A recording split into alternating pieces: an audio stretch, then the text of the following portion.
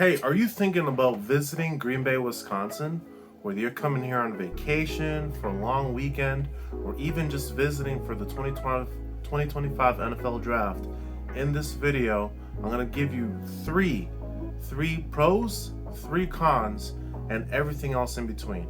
Make sure you stick around until the end because I bet the last one might just surprise you. Let's get this started.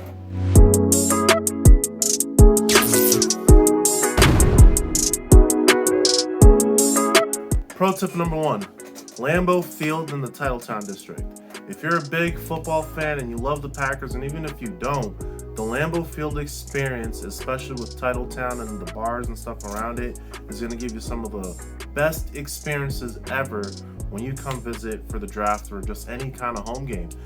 From foods, the vibes that people have, it's great. Like even some of this B-roll footage that you're watching, it's generally an awesome time to be here, you know, during home games, especially when they start doing other events. Like the one time they had some soccer clubs coming by and play at Lambeau Field. It was a very big turnout. And the one time as well when LSU and the Wisconsin Badgers played at Lambeau Field, that was a really awesome time to be in Lambeau Field and the surrounding area of Titletown and stuff like that, to just partake in it and being part of the experience.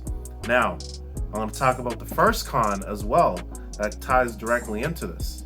One of the first cons, I would say, it's kind of like on the inverse with Titletown and Lambeau Field. If you're not a big football fan, if you're not a big football fan or even a big sports fan, a lot of aspects of Green Bay will annoy you to the core because of how deeply rooted things are in football, right? So that can become very frustrating for a lot of people.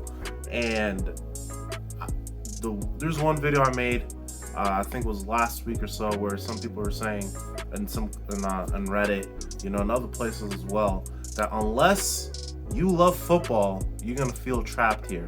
And I mean, that could be a little bit of a stretch, but it can feel that way at times. If you are not a football fan, if you don't like the Packers, things may get a little annoying because everything is almost Packer themed. Almost everything is. The garbage cans here are green and gold. The signs, the street signs are green and gold. The chairs at the local mall at the cafeteria are all green and gold. There's so much green and gold coloring on a lot of stuff around here. And if that's something you can't appreciate, it will become very annoying. Pro tip number two, it's a very affordable trip. Being in Green Bay is cheap. Visiting Green Bay is cheap. Now, I can't say that's what's gonna be like during the draft because one of the things I did notice is how, for example, hotel stays have skyrocketed in price for the draft, for the 2025 NFL Draft. Otherwise, any other time outside of the draft, things are extremely affordable here on average. And I mean, I guess the pricing for a hotel room is probably the same across the board depending on where you go. But here on average, you know, a hotel room, you might be looking between, $60 to like $120 on average per night. That's something that you're looking at. Food cost wise, I would say things have the standard cost to them, you know, and that depends where you go. If you go to a fast food place like Burger King, it's usually the same across the board or anywhere you go in the country. If you go to local restaurants, on average, you know, it depends on the type of restaurant. If you go into a high class room, you do have limited options here, and this is where it's kind of tying into a negative. Before we continue with this video, are you planning to move to Green Bay, but you're overwhelmed with the amount of things that you need to get done? You're not sure what things need to be done right now, and what things can be pushed off for a little bit. Well, I got something for you. My Green Bay relocation guide, which I finally finished, is now here. And in this guide, I break down things you need to do 3 to 6 months before you move here, such as making sure you know which neighborhood you want to go live in, having a plan, knowing what utilities you're going to use, 2 to 4 months, which shows which moving companies you need to have down and things like that.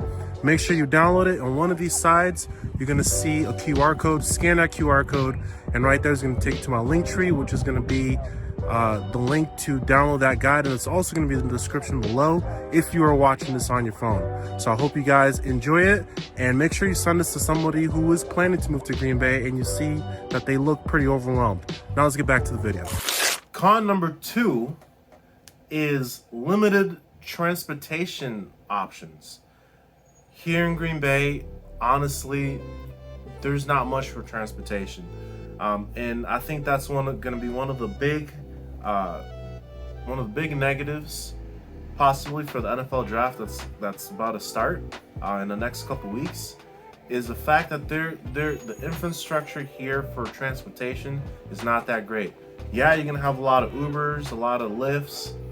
There's even still some yellow cabs running around here in Green Bay, but for like bus transportation, you might have like maybe 4 buses an hour for any given stop. Not for an hour, no, yeah, for an hour for any given stop, you know. So it's not constant like some places will be every 15 minutes, you know, or every 30 minutes. No, here you get 4 per hour. So you have to kind of know where you got to be at ahead of time, you know, to give yourself that lag time to be able to get to your stop. Pro number 3 is the family vibe and the charm of a small community that you have here in the city of Green Bay. Green Bay is honestly one of the safest places I've ever lived, to the point where you can become very easily complacent and let your you could just let your vehicle just sit outside without locks on it and no one takes it. A lot of people have a bad habit, including myself. I'm not gonna lie. Letting my car sit outside running while I run into the store because carjackings is like nearly non-existent here in Green Bay. Stop the cap. Stop the cap right now. Stop the cap. They happen once in a very great while. When they do, they make it to the news. But on average, you don't really see that happening. During the winter, it's a very bad habit that a lot of us have. You know, we'll run into the store real quick while leaving the car running, you know, but no one touches it, no one takes it. It's not something that you really see. So especially if you plan on starting a family or you already have a family, Green Bay is a very safe place for that. Con number 3 is, and this is something you guys are going to run into, especially during the draft, and just taking, you know, just a long weekend out here, is there's really not much to do after 9 p.m. After 9 p.m., it's like a ghost town here.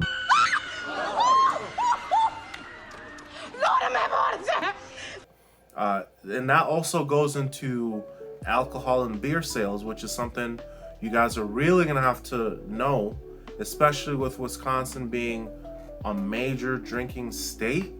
We have some pretty strict curfews, alcohol curfews here. So for example, in Green Bay, alcohol purchases, I believe, are done at 9 p.m. 9 p.m., most places will not allow you to purchase any more alcohol. And after 12 or midnight, you can no longer grab beer as well. So knowing those two, please make sure you plan ahead. Make sure you grab all the alcohol and beer that you anticipate that you're going to need, because once 9 o'clock hits, no more sales for alcohol. And after midnight, no more sales for beer. Not sure how things will actually change during the draft, if that's something that will be temporarily lifted or not. But if you're not here during the draft time, know those times, because it's extremely frustrating when you're trying to, you know, have a little fun and stuff and everything's closed. So I hope you guys enjoyed that video. Make sure you send this video to someone that you think will enjoy this and will find this beneficial. Just like in the middle of the video that I talked about my relocation guide, if you haven't grabbed that, here's a QR code right there that popped up. Make sure you scan that. If you have any questions about any places in Green Bay that you're thinking of moving to, or you just have general questions, just let me know 2 to 3 things that you would like and any specific neighborhood, and I'm going to be able to tell you exactly where you need to be looking here in Green Bay. So with that, I will catch you guys on the next one. See ya.